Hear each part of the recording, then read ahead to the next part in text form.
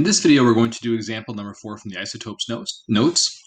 So here we have our question. There are two stable isotopes of chlorine, chlorine 34.97 and chlorine 36.97. What is the percent abundance of each isotope? So this one's quite interesting. The purpose is to find the percent abundance of each isotope. Usually in a question, we're given the percent abundance in the mass, and we had to find the average mass. So for example, in question 3, we had the mass and the percent abundance. But now we're looking for this percent abundance over here in the next question. Just one more thing to let you know before we move on. Notice that the average mass that we calculate is always pretty close to the one that's higher in percent abundance, right? Because the one that's highest in percent abundance has more of a say in terms of the mass, just because there's more of it there. So this is closer to being 7 than it is to being 6, for example. Just keep that in mind as you do more problems. So we want to find the percent abundance. That's our purpose. So I'm just going to write that out here in my planning. So 1, plan, find percent abundance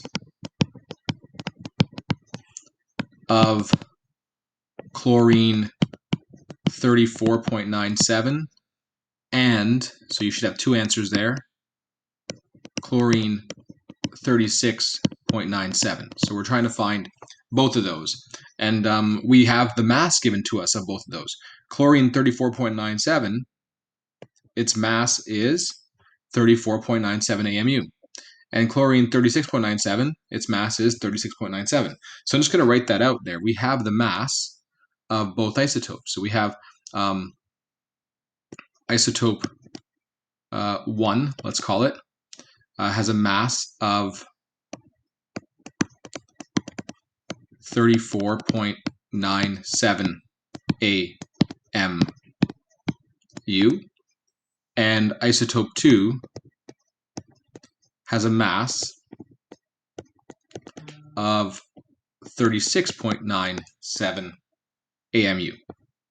So that's just some planning and thinking there, and we want to find the percent abundance.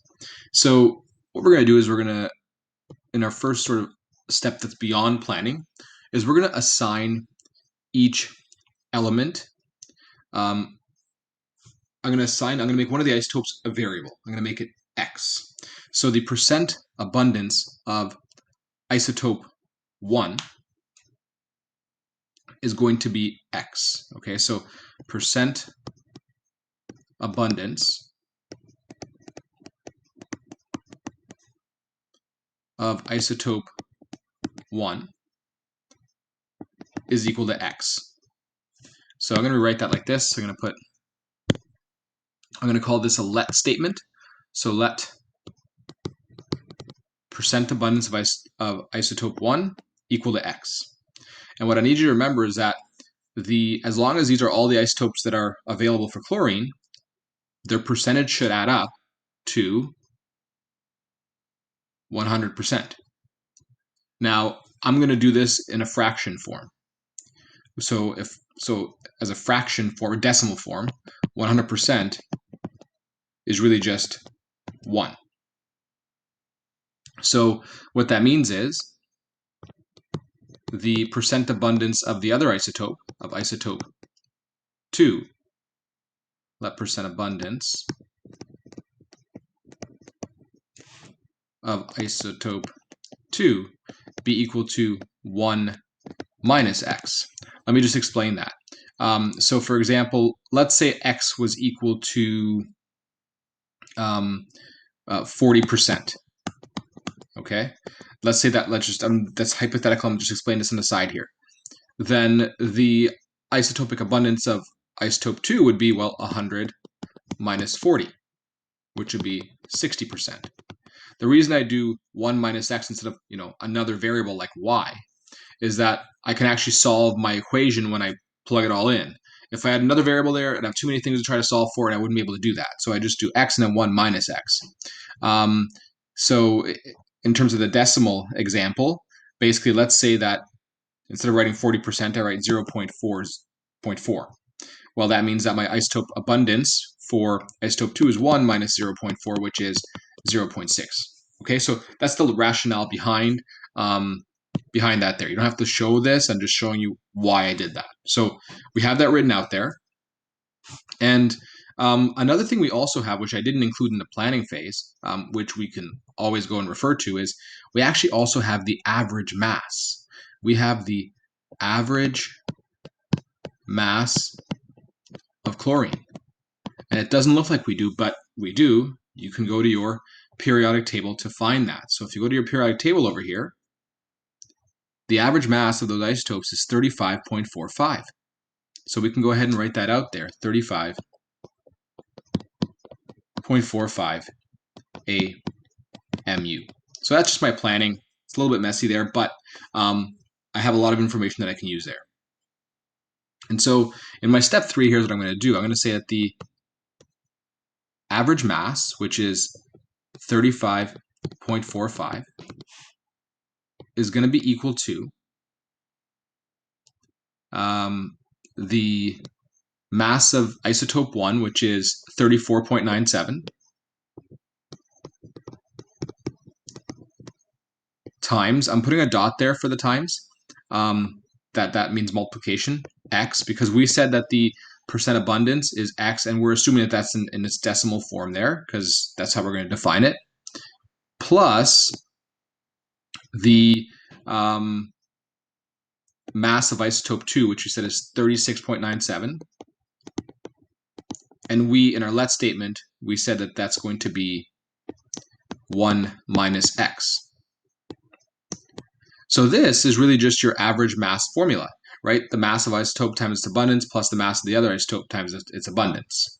And so now I have these x's that I want to solve for. I want to find what x is, essentially.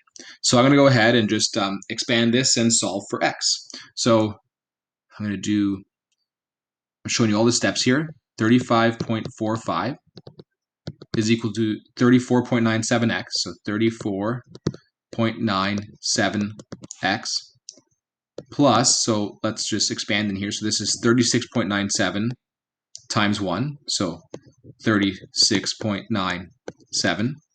And then don't forget to multiply in here as well, minus 36.97x. And so now I'm going to group like terms. So I know I'm showing you a lot of steps here, but I'm trying to show you every single step I do so you understand the process here. So I'm going to do 35.45 is equal to 34.97x minus 36.97x plus 36.97. So I'm basically working towards finding my x here. So I'm just going to do the 34.97 minus 36.97, and that will give me 35.45 is equal to negative 2x plus 36.97. Now I'm going to isolate the x by sending this to the other side, or in other words, I'm subtracting 36.97 from both sides. So that's what I'm doing here. Okay, just to show you that little step here, I'm subtracting here and here as well, minus 36.97.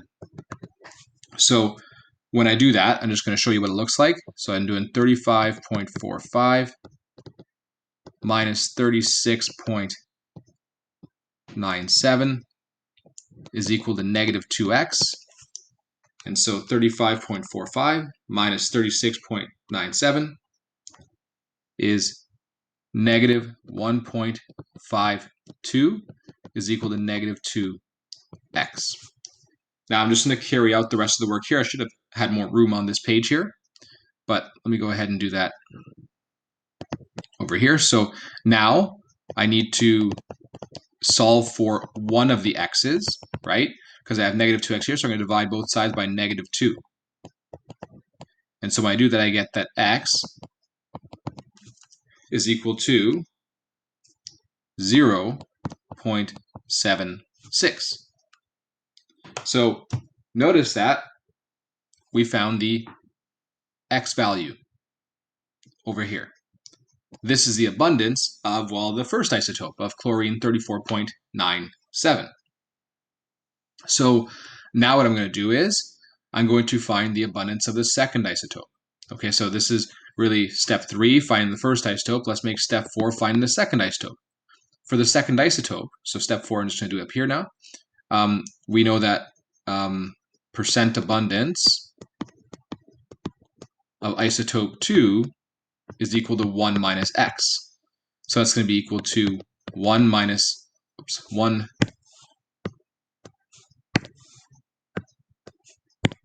minus 0.76, which is going to be equal to 0.24.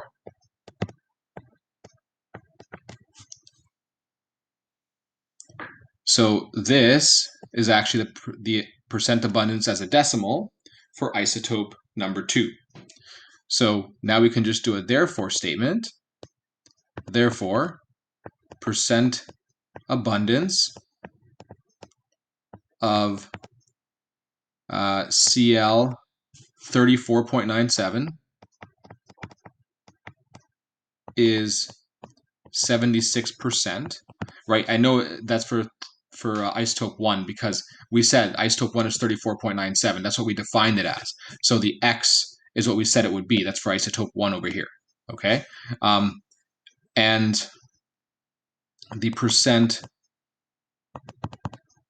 abundance of Cl 36.97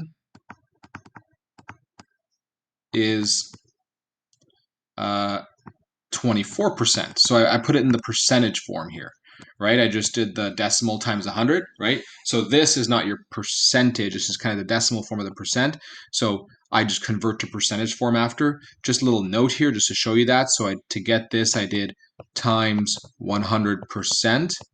And to get this over here, I did this. It's a bit messy. You don't have to write this down every time, but I'm showing you what I did here, times 100%. And so that there was how I just found the percentage forms of them. And to double check your work, take a look at what the percentages add up to. 76 plus 24.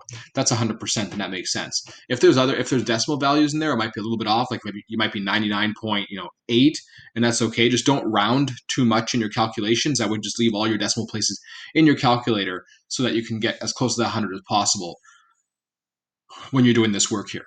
So let's just recap what we did. We did a plan. We had to find the percent abundance of each isotope. We were given the isotope's mass, both of them, and we also had an average mass. It wasn't given in the question, but we had to know to find the average mass in the periodic table that we're given in our data tables. So 35.45 AMU. And I just called one of them isotope 1, so I think I call this one here isotope 1. Doesn't really matter which one you call isotope 1, and this one isotope 2. And as long as you're consistent with that, you should be okay. So then step 2 is making my let statements. So I said let percent abundance of isotope 1 be x, which is our kind of our decimal form of the percent abundance, and let percent abundance of isotope 2 be, well, 1 minus x, because when you add the two isotopes together, they should add up to 100%, or if you were doing sort of that decimal form, 1.